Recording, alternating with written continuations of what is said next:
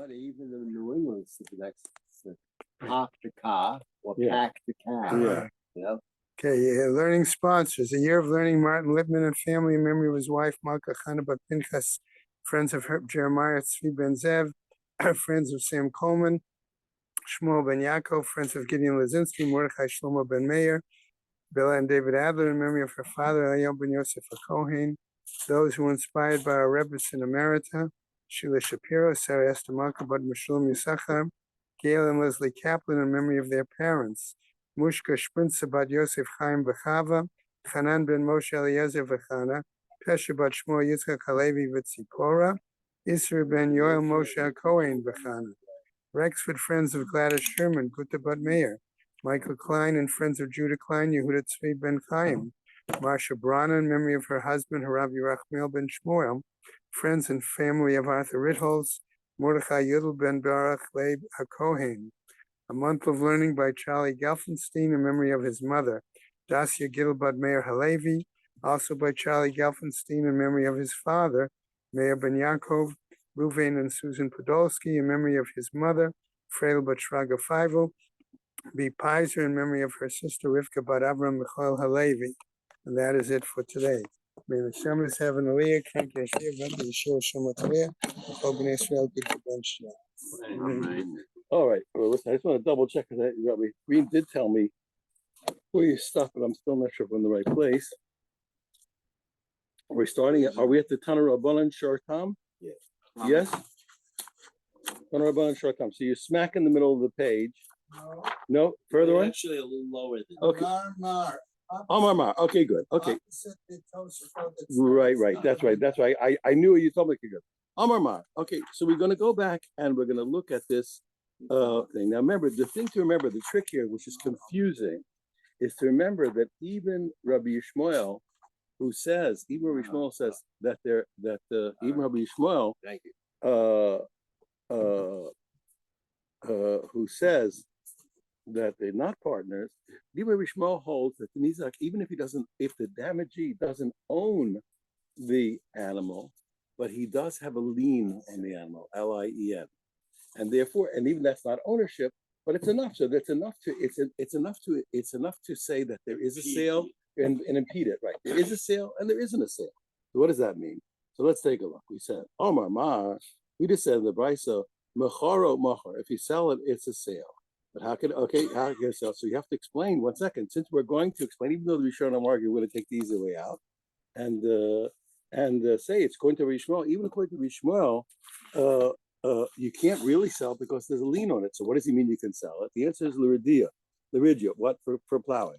In other words, what does that mean? In other words, even though he has a lien on it, but there's certain things he has no lien on. For example, if the guy plowed with it, so even though the damagee has a right to collect back, it's as if it's a piece of land.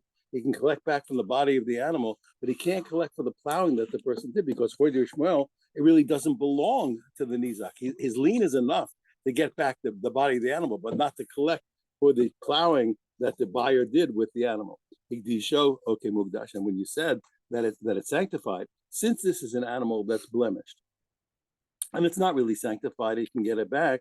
So what do you mean it's not? What do you mean it's sanctified? It's not sanctified. What you have to do, the answer is what Mishun the Rabbi Abba, since we learned earlier.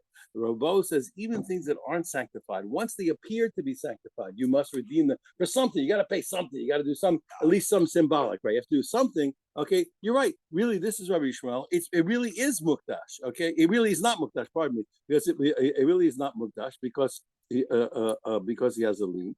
But we're going to pay anyway. Okay, so it shouldn't look wrong. We shouldn't lead us to do the wrong thing. We said, like, 1 second. How come we said after he shechted it or he gave it away as a gift?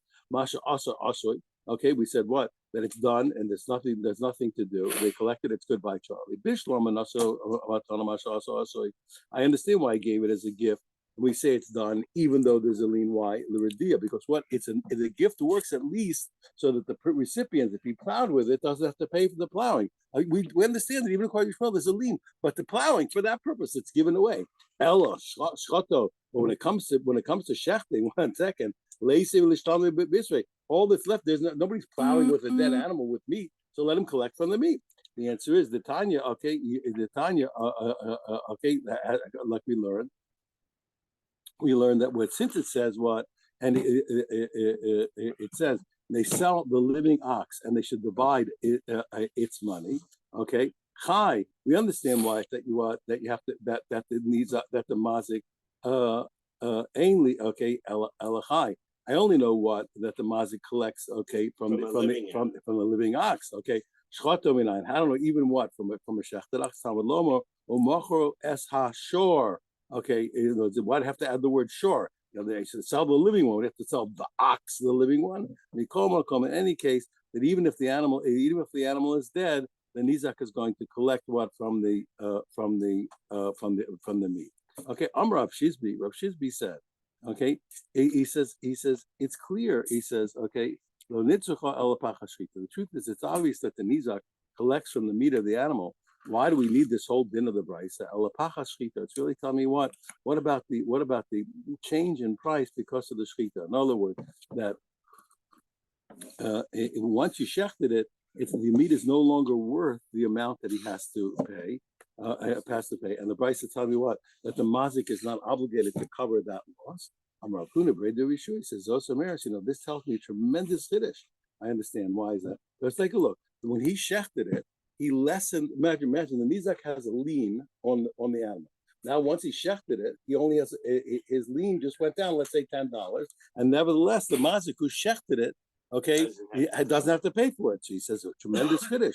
He says, This tells us tremendous chiddush. That is what a mazik shibudo shel chaveiro. If a person damages his friend's lien, Potter, he's exempt. Now, this is a famous argument later. Like we're going to say, let's say a guy had a lien on a piece of land, another guy dug it up and lessened the value by digging ditches in the land. He doesn't have to pay. Okay, now the truth is later the argument with the rabbi say it does have to because it's called gourmet. Even though it's an indirect action, it's so close to a direct action, he's responsible. But right now he's saying, no, I'm not obligated to pay. If I damage the land that somebody's supposed to collect from, tough luck. I didn't do anything to you.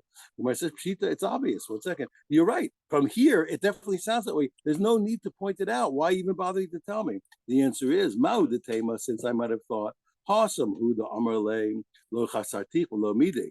Over there by the other cases, okay, for example, well, in this case where the guy shechted the animal, he said, look, I didn't do anything. You can't see me having done anything that made I didn't do anything. I just shechted the animal. The same kilo, 5 kilos of meat is still there when nothing changed. Okay, the Amarle, okay, he says the Zika Ba'amu the shechted. All I did was took a little wind out of the thing. The thing's dead. That's all. Yeah, I stopped. Yeah, I just stopped it for breathing. What's the difference? But in general, when a person dug holes in the land, you would think the chayvi should be obligated. Kamashmalani say no, that there's no difference between the price and the case of digging holes in the land that has a lien on it. In both cases, he is exempt. Says the Gemara. Okay, he says Hanami. He says, wait a second. Even that then, he says, I don't need to be told. Rabba Amara. Rabba already told it to me one time. Rabba, because Rabba said, let's say here a guy has a paper that says somebody owes him money, and the other guy burnt it up. Potter, he's exempt. Why? Because he hold it. These people hold it. It's indirect damage. He's not obligated. Oh, he says Hasam. Who over there you can say to him. Well, not just in you can say to him. He says, all I did was I consumed. I burnt a piece of paper. I didn't take anything. I didn't take the money. It just so happens the ramifications of the paper not being there. You didn't get the money, but I didn't take any money away. But here, here, where the guy actually dug holes and ditches, and ditches and caves into the land, we should pay. Kamash Roland, therefore, tell me no that even here. Okay, even here we dug the holes and you can see the clear, so to speak, a type of direct damage. You think he has to pay? Doesn't have to pay. Why?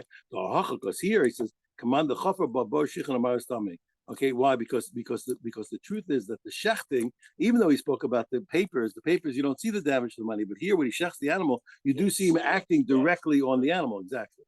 Okay, but come and nevertheless he told me what he did, and he doesn't have to pay. Now, we learn further in the Bryce an amazing thing. Okay, if creditors came and they collected the animal, okay, whether they were owed the money before the animal ever did damage, or even if the animal damaged first, where the damagee has a lien, and only then they gave the loan, okay, below klum. Okay, it's nothing. Why? If he we said the reason is because the damagee can only be paid for the body of the animal. So we're saying now we're saying at some point we're saying what? That the lien of the damagee is more powerful than the lien of a creditor. Even if you change it first. Yeah, right. Now, which is why? Why should it be? Well, he said, look, I owe you money, I owe you money. Why all of a sudden is it? Okay. I can understand if the damage happened First. before the loan. Okay. He can come. He was the prior creditor. Okay. But what if the loan was given before the damage was taken? So the creditor was first. Okay. Why are you taking away the money from him?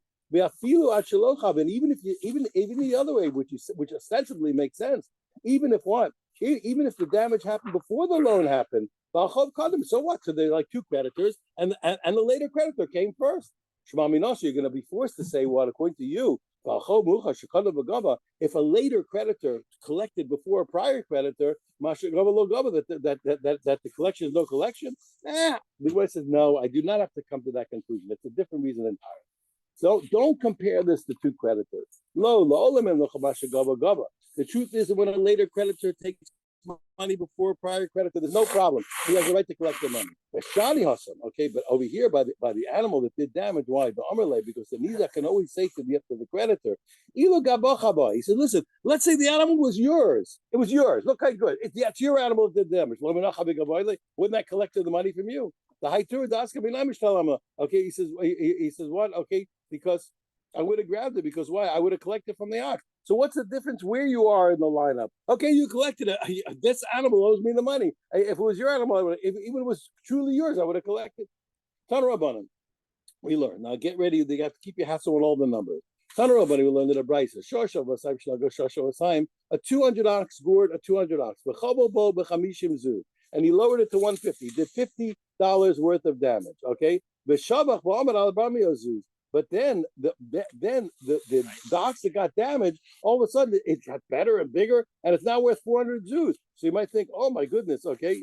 So you might think that the damager will say, listen, hey, you didn't lose anything. You didn't lose anything. I'm not paying you. He would say, you think he doesn't pay. The answer is no. He still has to pay. Why? He still has to pay. Why? Because he says, he says, 1 second. My animal's better it became 400. It could have been, maybe without your damage, it would have been 800. And therefore what? No, it's saying look, okay, and therefore what? He has to pay him the damage that they did at the time of the damage, even though the animal's worth much more now. Okay, we're gonna have a lot of permutations. Okay, now we learn further.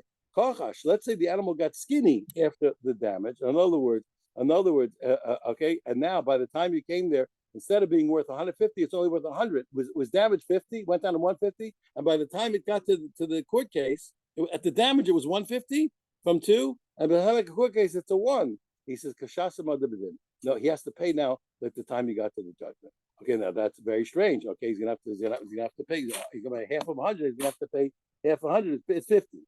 So it's very strange. When it went up, you didn't give him the benefit. When it went down, you gave him the problem. Okay, now the Bryson continues. Okay, Shabach Mazik. What about the other way? What about when the animal of the damager got better? It's worth more. Okay, so therefore, what the animal that was 200 when it did the damage is now worth 400. So we don't say now. You would think like this. Let's say at the time of the damage it was 200 and damage is 200 and it did 50. So how much was it supposed to pay? 25.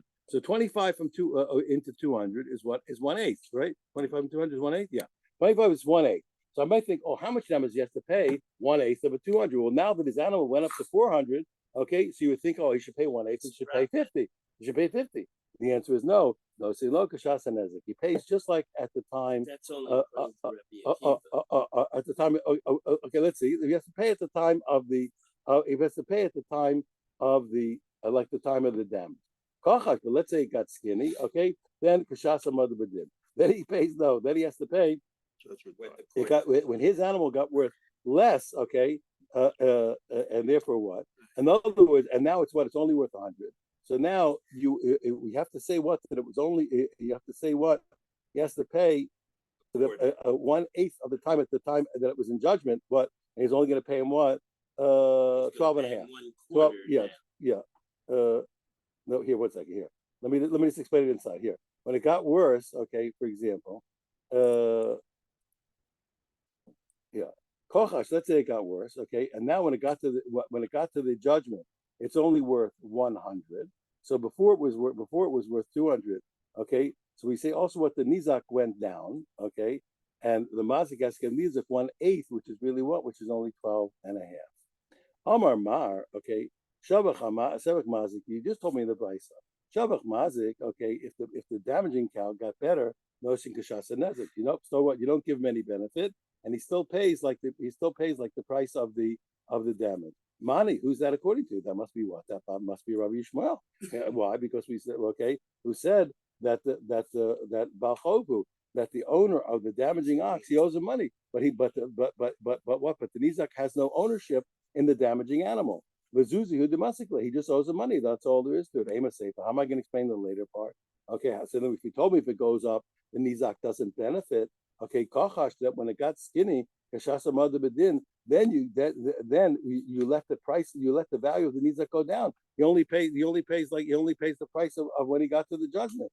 So then you're following Rabbi Kiva. He says what? That they're partners in the ox. And therefore what? So the Nizak lost part of his investment. So Reish Rabbi Shmuel, but Sefer Rabbi Kiva, so you had a problem. The first part, when you said when it went up, he doesn't get any benefit. That was what? That was Rabbi Shmuel. In the Sefer, we say the Nizak lost. That was Rabbi Kiva.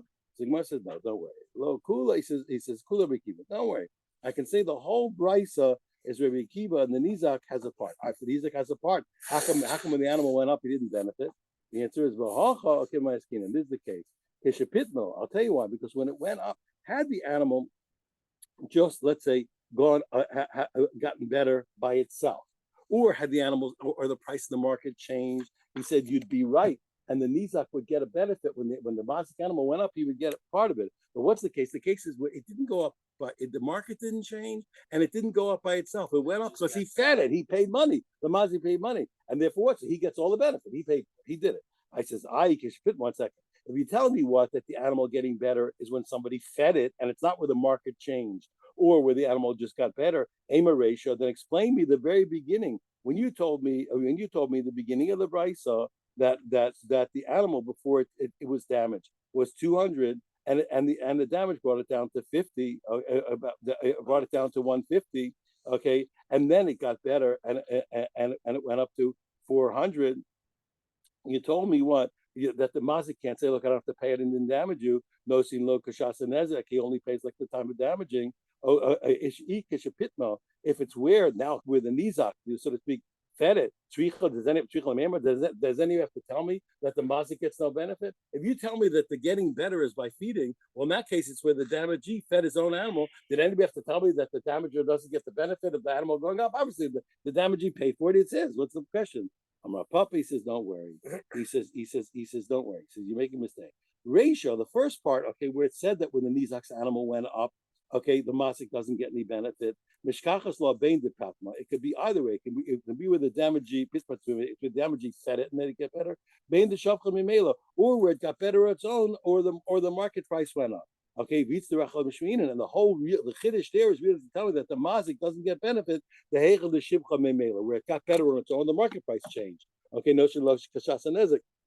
And even though the damagee didn't make it better, the damager doesn't get benefit. Seifa, but the later part, you're right, is lo mishkachos la kapitma. The seifa is only that the damagee doesn't get benefit because the damager put the money in. But now everything is still according to Rabbi Akiva. Now you told me furthermore that if a 200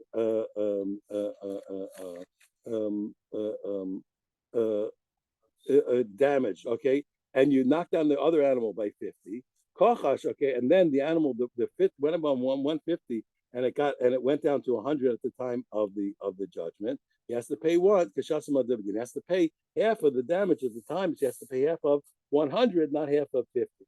Okay, 1 second. Why did it get skinny? Either the if it got skinnier because the damagee continued to do work with it, lay, so let the damager say to him, so you made it skinny and I gotta pay. I made it. I knocked it down 50. The other 50 you knocked it down. Why should I pay? Rav Ashi said the kocha mashkis macha. No, the answer is what? It was continually getting worse. It got damaged. At the time of damage, it went on 50, and it continued degenerating from the original damage. Maybe that's the thing. And so the damagee can take to him. Kind of the turk the horn of your damaging ox continues to be buried in my ox. It's just continued to degenerate. Now, Rabosa, I want to tell you something. I admit I'm not a mathematician, but I love to read these things. And you know that it's a famous discussion to this day. Machlokas of mathematicians. What's the law of dividing zeros? Do you say that zero divided by something is zero, or zero divided by something is what's the word? Unfathomable, undefined. That's the word they write. That's the word they use. Undefined. So that's how they do it. So it looks clearly. We're going to see. It looks clearly. Good. Okay, good. That's fine. Good. So look clearly here. Our Mishnah seems to hold. You're going to see in a minute. Our Mishnah seems to hold what, that it's undefined. There's no such thing as dividing zero. Otherwise, you're going to see in a minute, because you can divide zero. Then the whole debate here is going to be academic. Because if you take an ox worth zero and divide it, then everybody's going to be doing the same. So you have to hold it. The Mishnah holds that you don't divide it. Yeah, I could get out of what I just said, but it's interesting to think about. I could get out of it. Okay, let's look at this. Right now, I'm going to say it outside, and then I'm going to say it inside. You know that the Torah basically tells me I have to, when in the case of a damage, you divide the living ox and you divide the dead ox. What does that mean? So one way to look at it is that literally, I take the price of the live ox, take the price of the dead ox, and each guy gets half the live and half the dead, and goodbye, Charlie. That's one way to look at it. Another way to say is what? That you divide the living one, you limit the damage. And when it says divide the dead ox, it never meant that they each divide the dead ox. It means that the damage done to the dead ox is divided. 50-50. You see what I'm saying? It's divided. They only pays that. One way you were dividing it. Now, even though in both cases, for academic purposes, you're going to pay half damages. But one way is what? That's what it looks like. One way is to say what? You pay half damages by dividing everything, the living and the dead. So it ends up this guy lost half of the damages, this guy gained lost half of the damages, and it's over. The other way is to say no. It may happen coincidentally that you paid that, but really we didn't do it by dividing the living and the dead. We divided it by we just said that, listen, dividing the dead ox means pay half damages, but the half damages are limited by the living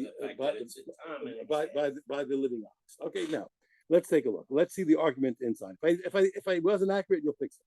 Okay, Shor Shav Masayim Jews, Naga Shav Masayim Jews. The first opinion was if the 200 ox, that's a tom, or the 200 ox, and the carcass is worth zero. Rabbi Meir says, that's what the pasuk said.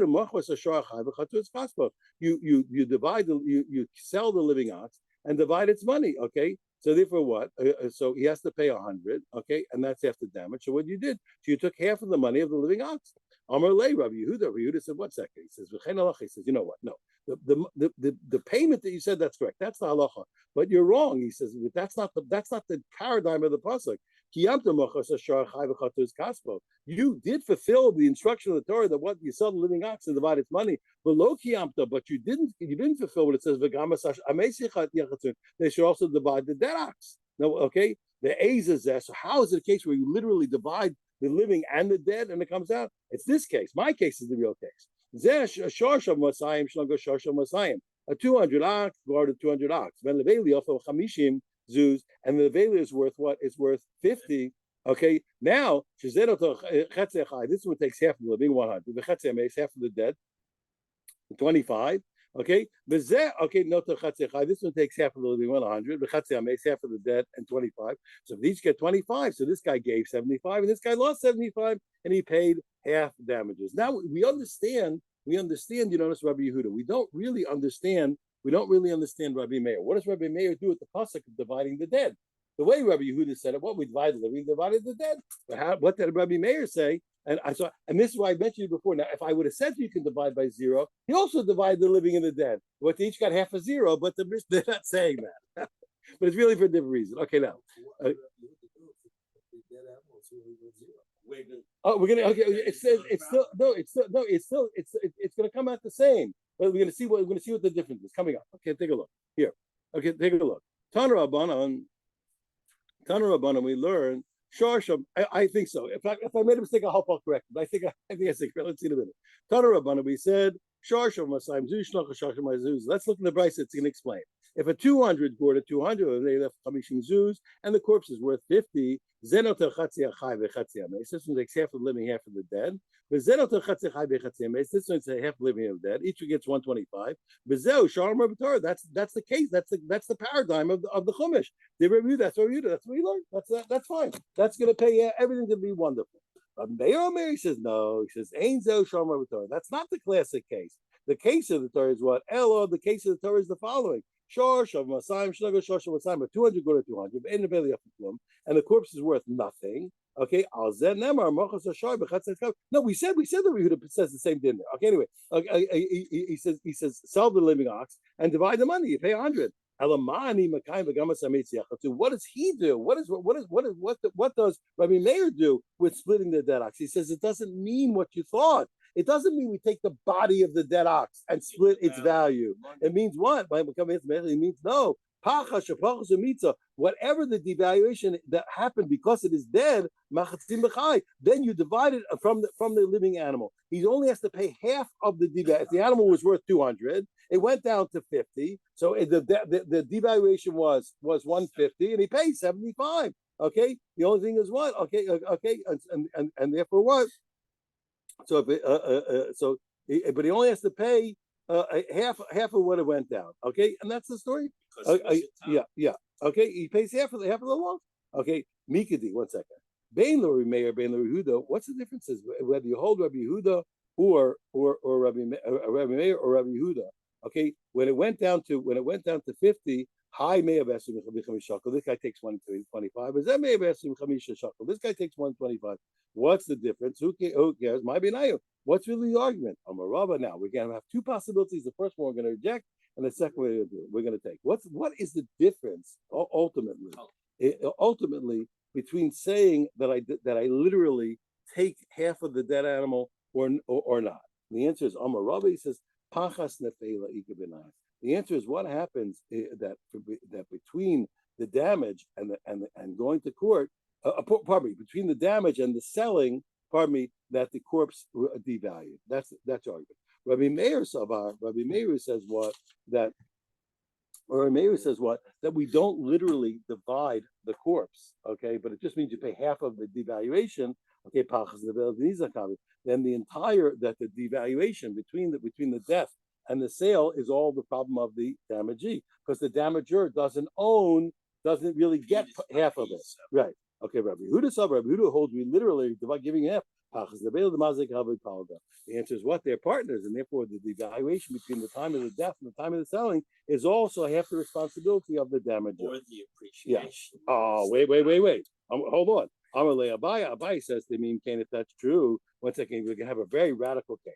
If according to you that the damager owns half of the corpse, okay, you're gonna have a very strange case. We're gonna have a very strange case, which what we thought was the lenient case of an unwarned ox is gonna have a more severe din than a warned ox. Okay, why is that? Okay, because when it came to a warned ox, there was no argument. Everybody in the world holds that the devaluation of the corpse is whose responsibility? It's the damagees. And all of a sudden now, so by a warned ox, the devaluation is the damagee's responsibility. Now, by an unwarned ox, the damager has to pay half of the value of the devaluation of the corpse.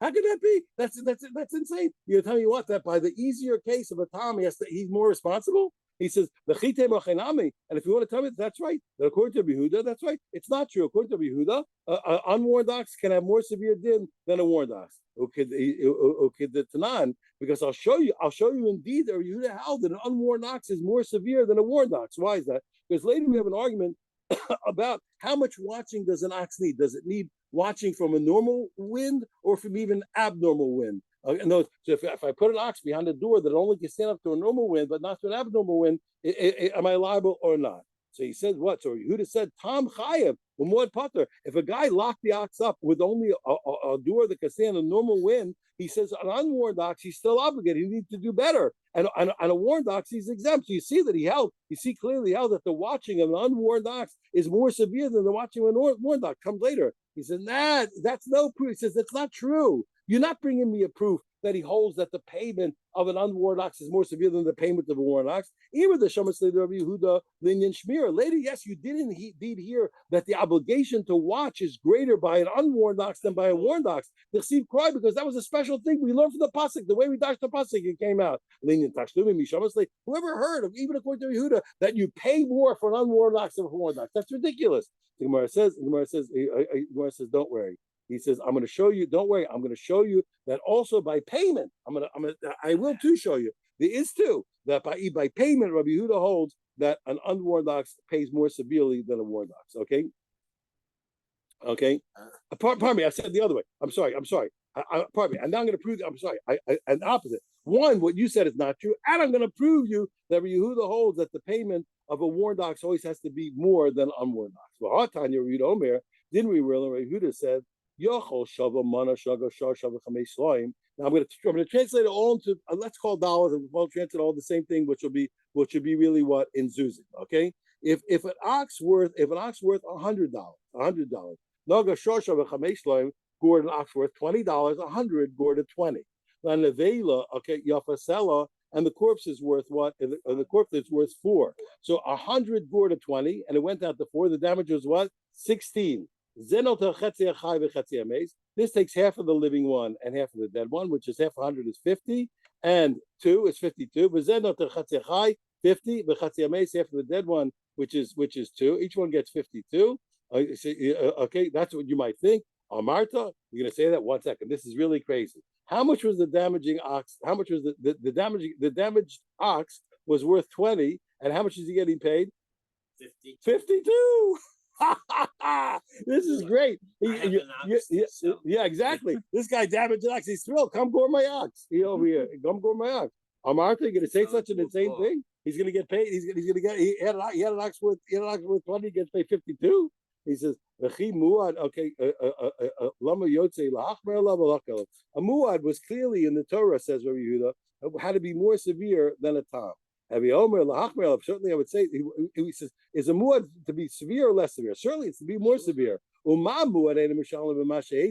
Okay, since it's clear that a warned ox never pays more than it damages, certainly you have to say what that an unwarned ox is not going to pay more. There's no such thing. So we see clearly that Rabbi Yehuda holds what that you can never have the tam paying more severely than the muad. So we're stuck. If you say that the devaluation of the corpse it also devolves on the damager, you're going to come out what's untrue by a muad is true by a tam. It can't be. So your answer, when I ask you, what's the practical difference between Rabbi Yehuda and Rabbi Meir? You can't tell me it's what that Rabbi Yehuda holds that the damager has to pay part of the devaluation of the corpse, but that'll make the payment of a tam more than a muad. So we're stuck again. So what's the practical difference then between Rabbi Yehuda and Rabbi Meir? Back to the ranch. Rabbi Yochanan says, don't worry, shevach nevela. It's the other way. It's the argument is what happens if it goes down. Everybody agrees, nothing to it. It's not. There's no difference.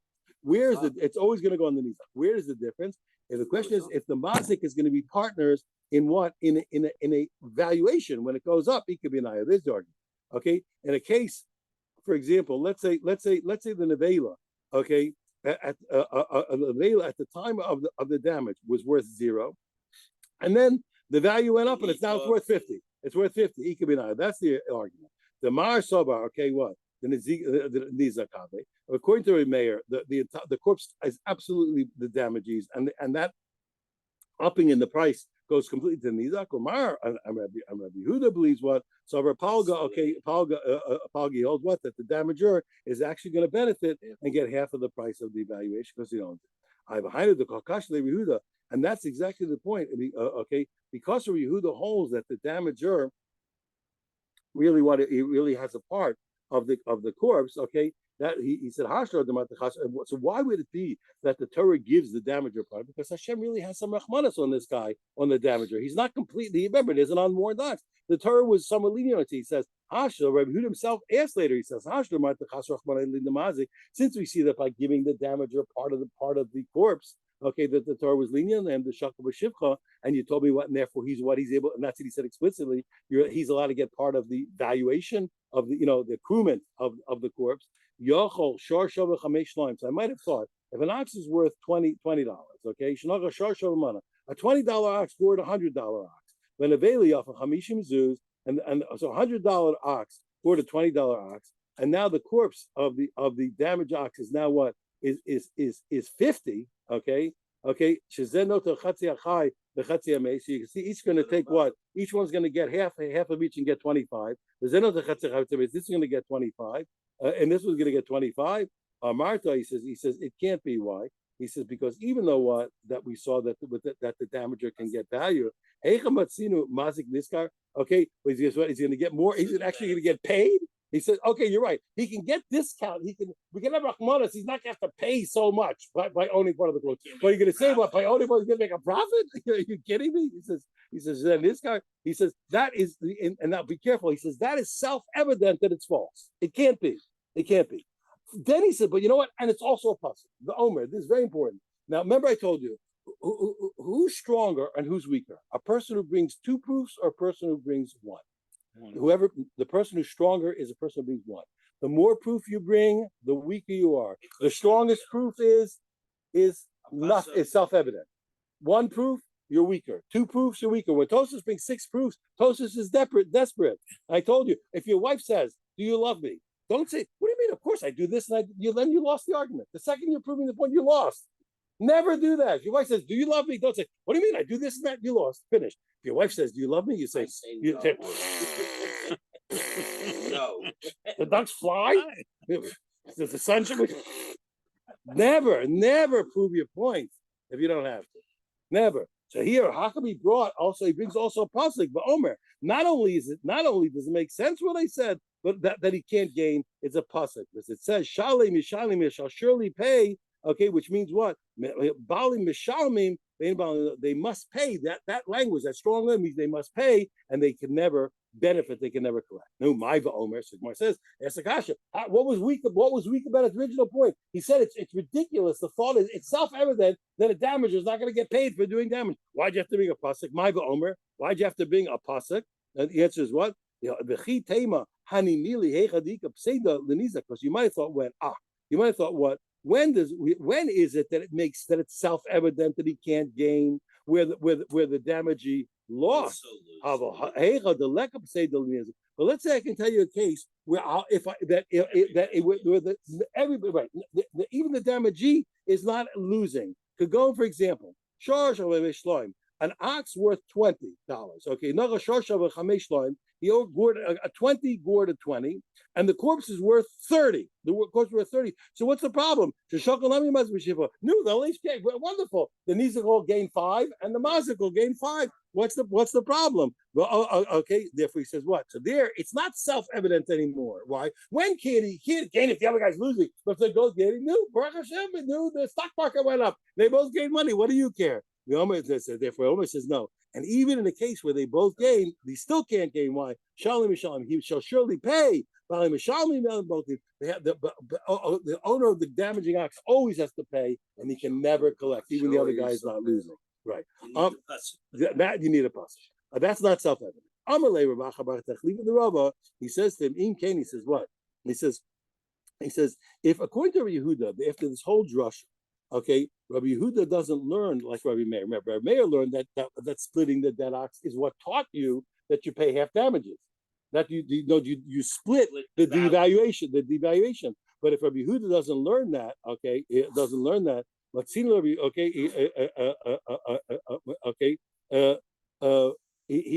doesn't have a pasuk to say that we never pay more than half of the devaluation. Matzino Rabbi Yehuda, so it could come out according to Rabbi Yehuda theoretically. Since there's no pasuk to limit the payment to half of the devaluation, it's quite possible that a Tom could pay more than half damage. For example, let's say an ox, okay, of 50, okay, gored an ox of 40, okay, and it killed it, and it's and the corpse is worth 20. So what? So a 50 gored a 40, and the corpse is worth 20. So how much did it go down? It went down 20. Okay, okay, and so the half damage is what?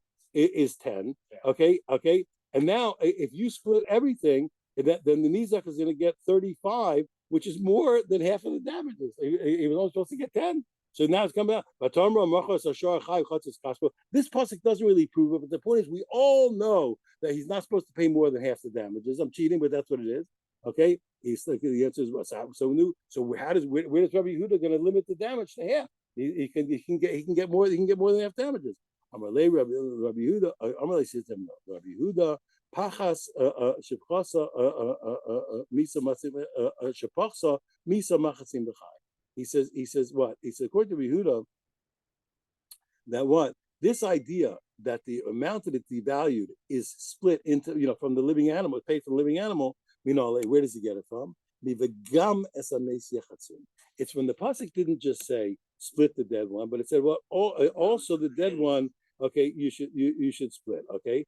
Well, no, 1 second. No, but when the Gemara says 1 second, he says that's how he's going to learn to limit the damage to half. And it says, well, 1 second. Yehuda needed that when he was in order to learn out what that theoretically the damager could gain from the accruement of the corpse. He already used that they each take half. They each take half of the dead. So how's he going to use it to limit it to half of the damages? He says, Im Kain, if it was really true that it was only teaching me one chiddush, nichtav krav v'yasa mace, it should just say that you should split the dead one. My v'gam, what do you mean? And also the mace, okay? You should say split the limb, split the dead. What do you mean? Also, and I learned 2 dinim. One, that not only do I learn that you're limited to half the damage, but also that the damager can get half of the accruement of the corpse. And that we'll call a daf. And thank you very much. It's very interesting. You take pasuk. Machru as the Shorachai, so it's Haspel. You got this in Beishach too. Drop one. Machru is a kadmo v'yasla. So the music and the mazik are equal in Alatra. Machru as the Shorachai, so it's Haspel. The gam as a mace, and then the tipcha on mace. They wonder. The gam as a mace. There's a pause. It's a semi-pause at the part.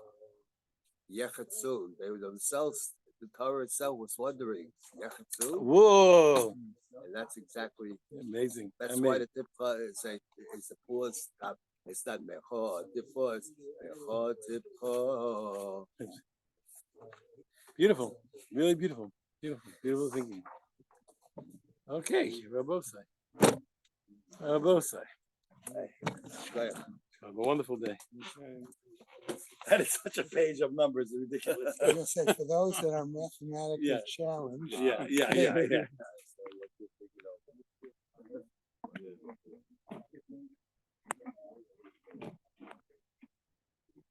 That's the word, undefined. I forgot the word. That's the word. Undefined. Undefined, right. Yeah.